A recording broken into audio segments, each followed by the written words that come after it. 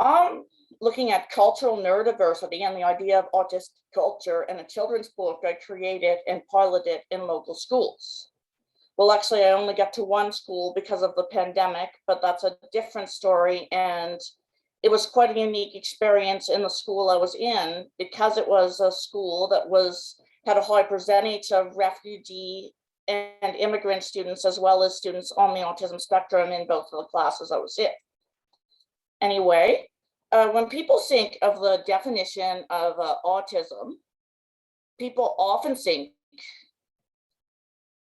of either autism spectrum disorder, as described in the DSM, and this commonly used triad of impairments. And this was talked about a lot in the last presentation that was given right before me, where they're looking at impairments of social interaction, social communication, and flexible thinking. Autism is a broad spectrum. It can be everything from someone that's, for instance, is fully verbal and capable and highly intelligent and may even be able to appear non-autistic in certain circumstances, for instance, me presenting.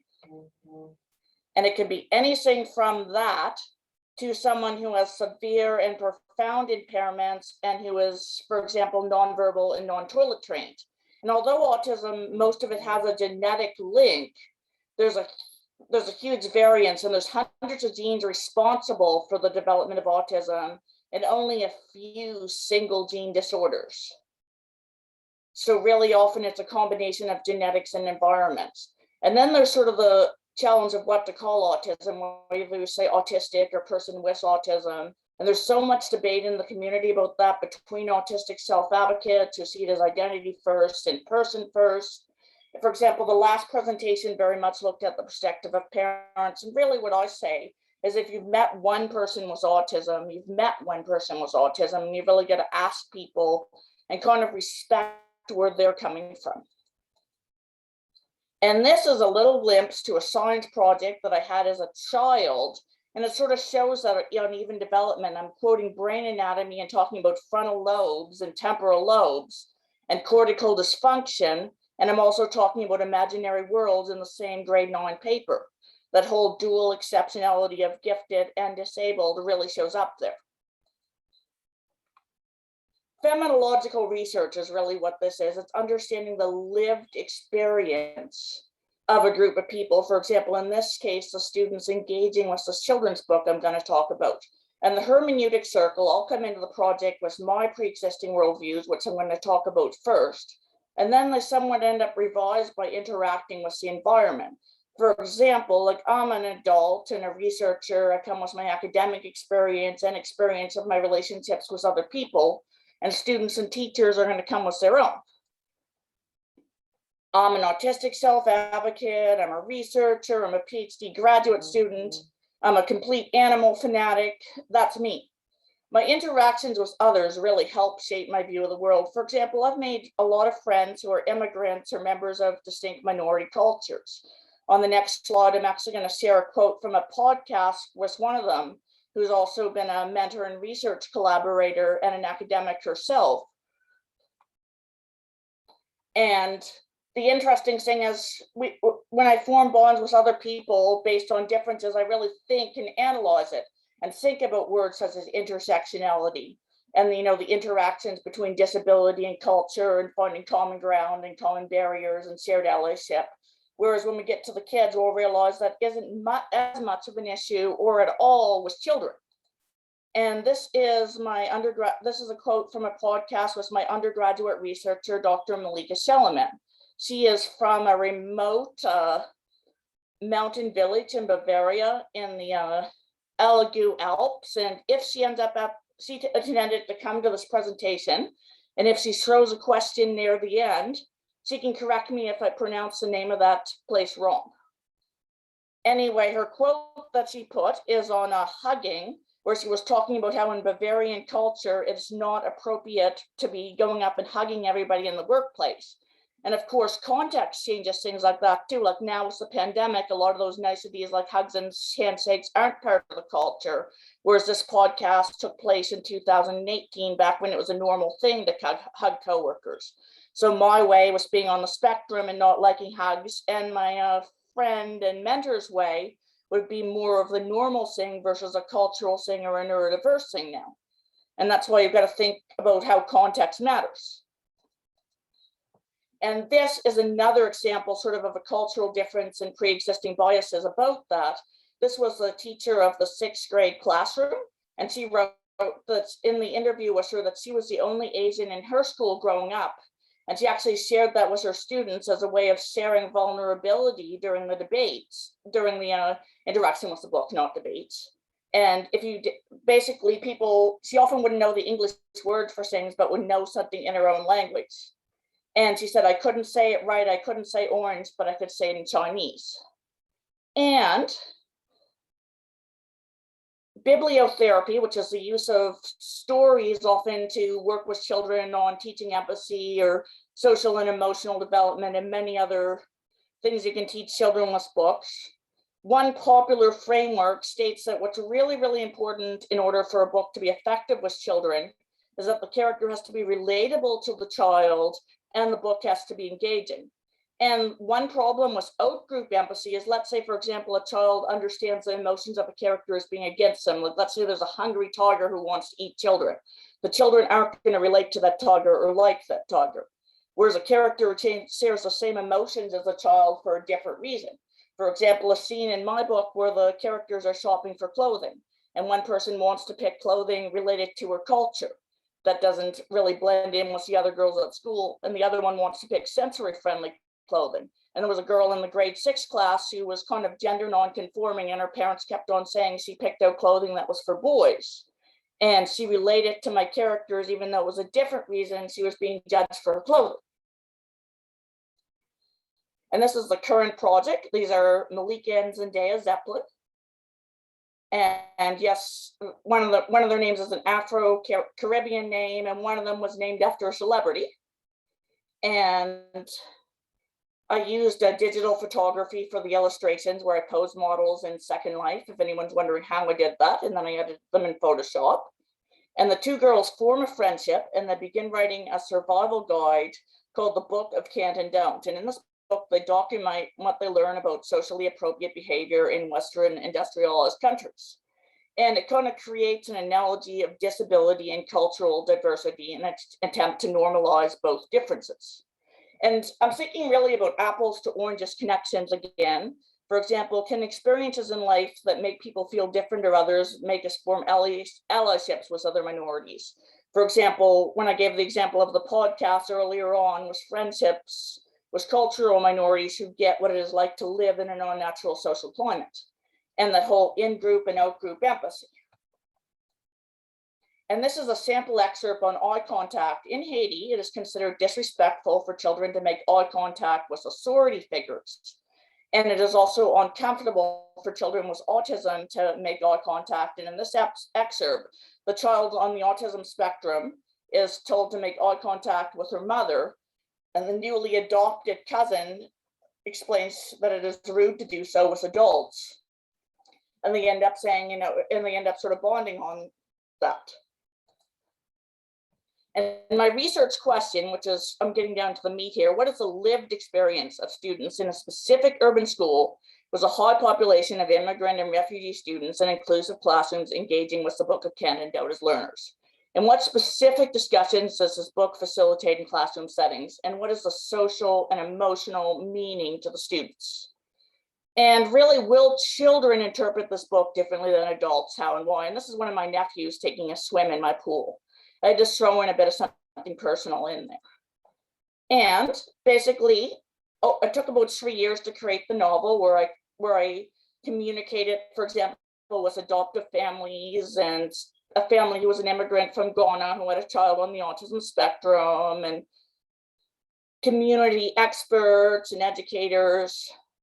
I learned a lot. People gave me feedback. I revised things. And I collected data from 2 classrooms, and I visited the classrooms once a week for 4 weeks, and the students did a task where they drew a picture on a scene in the story, and they answered some questions and talked about the drawings with the researchers. And then at the end, I did an exit interview with the teachers to understand context.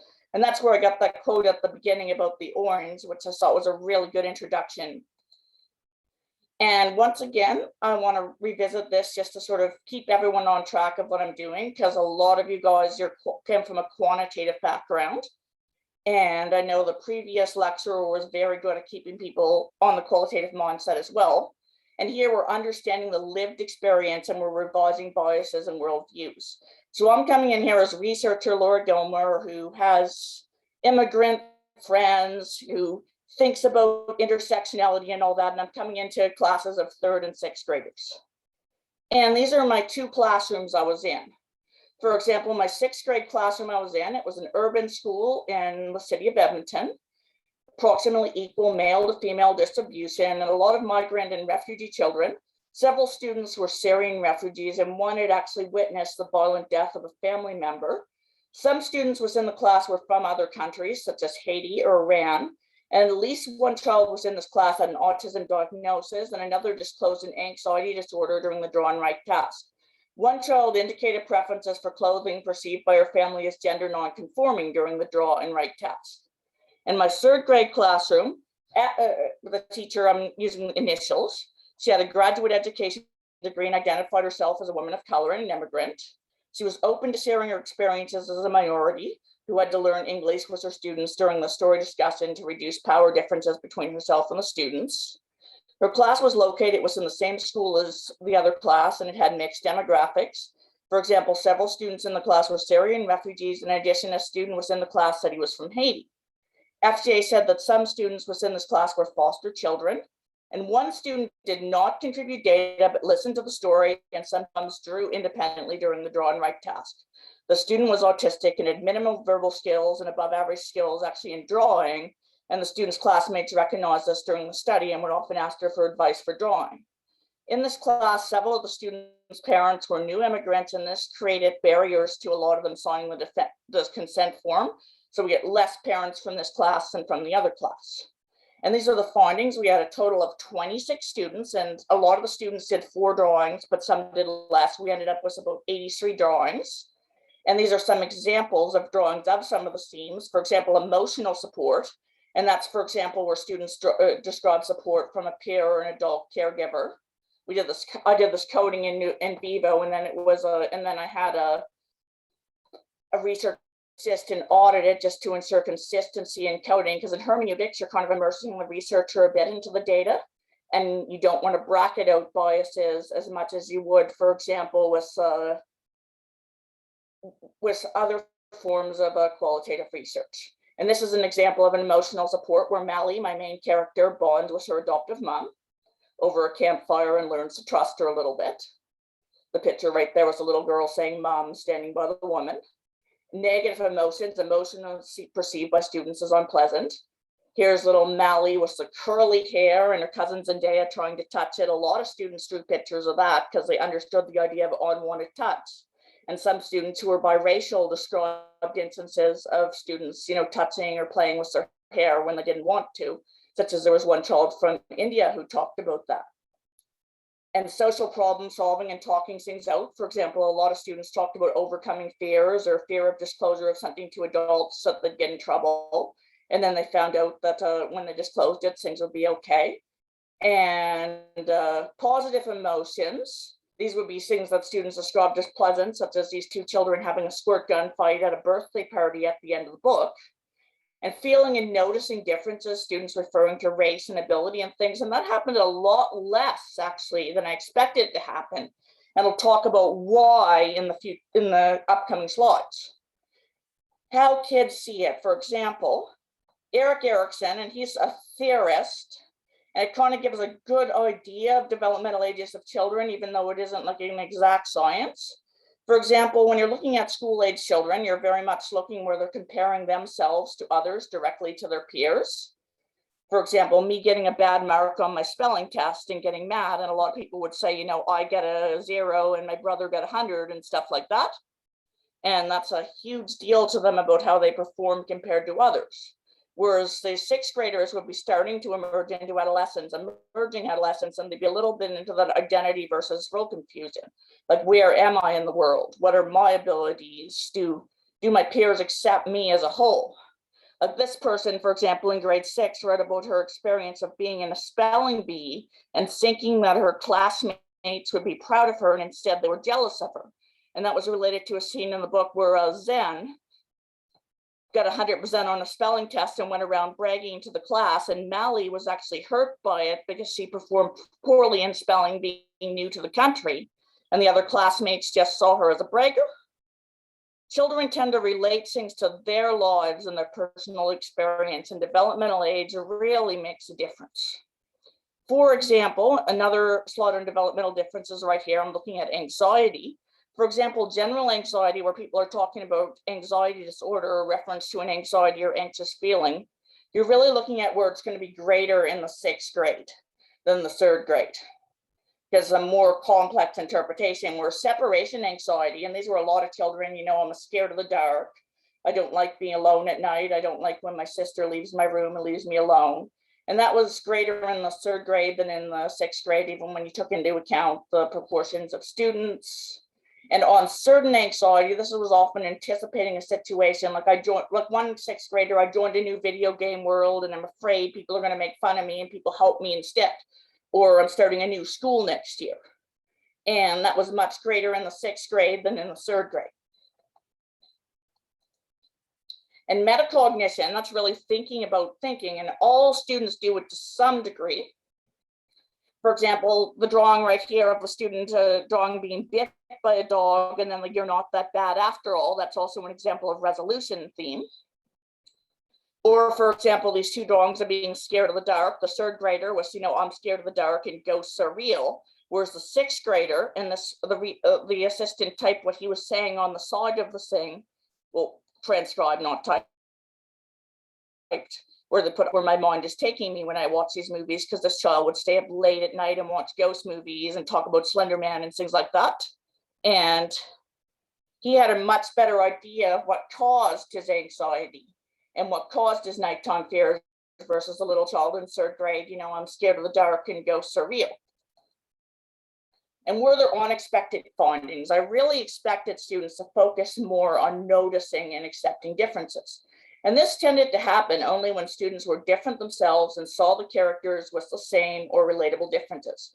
For example, this girl in grade 6 who identified as having anxiety disorder, she wrote characteristics of anxiety and wondered if the characters Melly and Zen had anxiety based on traits in the story, such as I'm so hungry, but I don't want to be sent back, when Melly didn't like any of the new foods. Or Zen, when she was shopping for clothing and her mom said not to wear the princess clothes because it would be childish. This girl, she drew a section of the girls section with all the pretty stuff and her picking out boys' clothes. And in the notes on the back, it talked about how her caregivers told her she would look like a boy if she picked that. And, not that, pick a nice outfit. And she really related to that scene with Zendaya.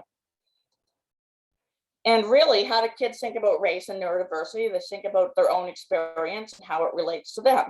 Like here's an example right here of a student who talks about that they didn't like being made fun of for being autistic. And they said, it happened to me in 3rd grade and made me mad. And another person, for example, who was Black herself, wrote about how they liked reading about a diary, was a Black character. And most of the focus was really not on differences, but one interesting anecdote that came out of the teacher interview was the thing I talked about earlier, was the child who was on the autism spectrum and quite talented at drawing, where other students recognized that and began asking her for advice. And there was a scene in the book where Zendaya actually helped the students in her class with spelling words versus going around bragging, I'm the best speller, I learned to read when I was 4. She's instead helping her classmates and using that skill appropriately. And really, it's connecting to the framework on stories for teaching empathy, the study that I quoted earlier. The students really related to the characters as being like themselves and having emotionally equivalent but different experiences. That means the characters are like the students versus outsiders. And according to this framework by Kakarkova, 2019, students identify with the characters and the story is engaging.